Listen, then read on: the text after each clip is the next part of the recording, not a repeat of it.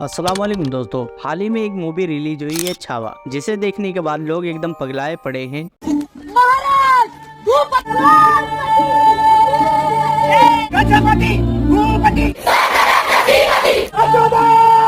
कुछ लोग तो अकबर और बाबर नाम के लगे पोस्टर फाड़ रहे हैं, कहीं गालियां दे रहे हैं और औरंगजेब तेरी कब्र खोदेगी। कि उस औरंगजेब की खबर पर वो दिन दूर नहीं जब ब्रेन वॉश लोग औरंगजेब का किरदार निभाने वाले अक्षय खन्ना को औरंगजेब समझकर मारने लगे। कुल मिलाकर यह मूवी हिंदू और मुस्लिम के बीच और नफरत फैलाने का काम कर रही है और लोग इसी को इतिहास और सच्चाई मान रहे हैं।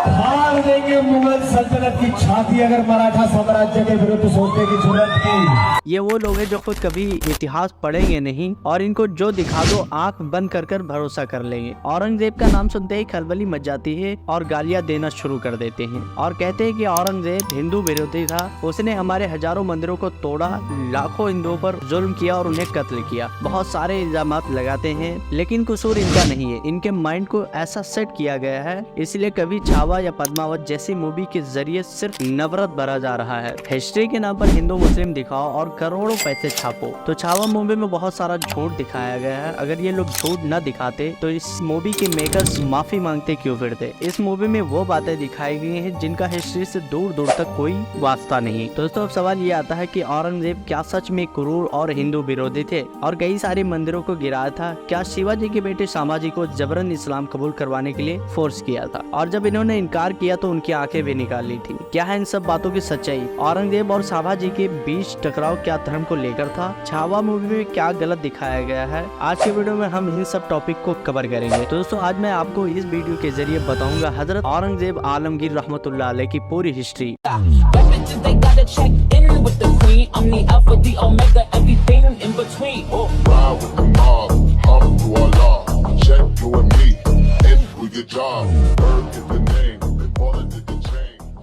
तो दोस्तों, हजरत औरंगजेब आलमगीर मुगल सम्राट के आखिरी बादशाह और शाहजहां के बेटे थे। आपका जन्म 1618 ईस्वी में हुआ था। सारे मुगल में हजरत औरंगजेब पहले आलिम थे, इसलिए आप न अकबर जैसे अय्याश और न ही शाहजहां जैसे खामोश परस्त, बल्कि शरीयत मुस्तफा को सख्ती से मानने वाले शख्स थे। जब 1658 में मुगल सल्तनत की सत्ता संभाली तो उन्होंने दरबार में होने वाले नाच गाने मदरा को बैन कर दिया पूरी तरह से, और जब कोई शख्स आपके दरबार में पेश होता तो सिर्फ सलाम का हुक्म दिया। ताजमहल और कुतुब मीनार जैसे और इमारतों को बनाने पर पूरी तरह से रोक लगा दिया। और आप ये जानकर हैरान हो जाओगे कि वो इतने नेक थे कि अपना खर्च चलाने के लिए कुरान लिखकर और टोपियां बनाकर खर्च चलाते थे। सबके साथ एक जैसा इंसाफ करते थे। उनके दरबार में चाहे कोई छोटा हो या बड़ा, हिंदू हो या मुस्लिम, सबको बिना किसी रोक टोक के जाने की इजाजत थी और सबके साथ उनका रवैया एक जैसा था। औरंगजेब ने हिंदू और मुस्लिम दोनों के लिए सख्त कानून बनाया था जो इस्लामिक रूल को फॉलो करता था। कहते हैं औरंगजेब एक हिंदू विरोधी थे। अगर वो हिंदू विरोधी होते तो राजा जय सिंह जो एक राजपूत थे उनको अपना मिलिट्री जनरल न बनाते, और राजा जसवंत सिंह जो मुगल सेना के सीनियर कमांडर थे, रघुनाथ राव जो मुगल एडमिनिस्ट्रेशन का हिस्सा थे। इससे ये साफ पता चलता है कि वो हिंदू विरोधी तो बिल्कुल नहीं थे। औरंगजेब के टाइम मुगल सम्राट अपने चरम सीमा पर थी। वो इतने ताकतवर बादशाह के रूप में उतरे कि उनसे कोई जंग करने का तस्वर नहीं कर सकता था। लेकिन ये बात कुछ हिंदुओं को खटकने लगी कि हम इन मुगलों की गुलामी कब तक करेंगे, हमें एक अखंड और हिंदू सम्राट बनाना चाहिए। लेकिन औरंगजेब के खिलाफ बगावत करने की किसी में हिम्मत न थी। तभी शिवाजी ने मराठा साम्राज्य की नींव रखी, लेकिन वो अभी अकेले थे और उनमें अभी इतनी ताकत न थी कि औरंगजेब का सामना कर पाए। इसलिए चुपके से आते और जो छोटे छोटे राज हैं उस पर हमला करके उसको अपने कब्जे में कर लेते थे। धीरे धीरे उनका साम्राज्य फैलने लगा। शिवाजी और उनके साथी ये सब प्लान मंदिर के अंदर बैठकर बनाते थे,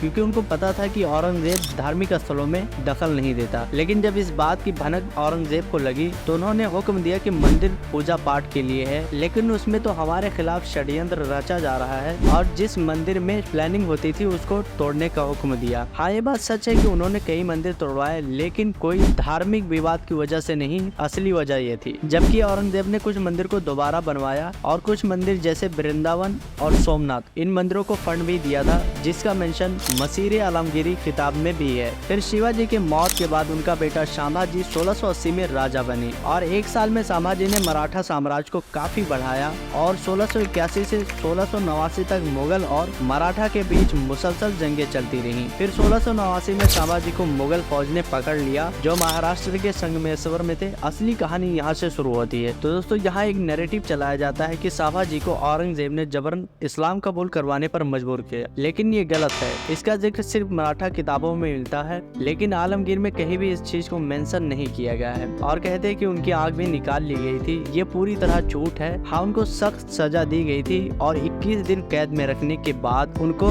11 मार्च 1689 में मार दिया गया था। अब मुझे बताओ, ये क्या कोई धर्म की लड़ाई थी? नहीं, ये साम्राज्य की लड़ाई थी जो उस वक्त के सभी राजा अपने राज्य को बढ़ाने के लिए लड़ा करते थे। लेकिन ये मत बोलो कि भारत की जीडीपी औरंगजेब के टाइम पर सबसे ज्यादा पीक पर थी। हजरत औरंगजेब आलमगीर रहमतुल्लाह अलैह का आखिरी दिनों का लिखा गया लेटर बहुत मशहूर है। लिखा था, मुझे न जाने कहाँ दफनाया जाएगा क्योंकि मैंने अपनी जिंदगी सिर्फ अल्लाह की इबादत और इंसाफ में गुजारी है। 1707 में उनका इंतकाल हो गया। उनकी कब्र आज भी महाराष्ट्र के अहमदनगर में छोटी सी सादगी भरी है। तो दोस्तों ये थी असली सच्चाई। आप लोगों से यही कहना चाहूंगा, सच्चाई को जानो और किसी भी मूवी से हिस्ट्री का अंदाजा न लगाया करें, क्योंकि मूवी को एंटरटेनमेंट बनाने के लिए हिस्ट्री को उल्टा पुल्टा दिखाते हैं। आपको ये वीडियो इन्फॉर्मेटिव लगी हो तो शेयर जरूर करें और लाइक सब्सक्राइब करना न भूलें। मिलते हैं अगली वीडियो में। अल्लाह हाफिज।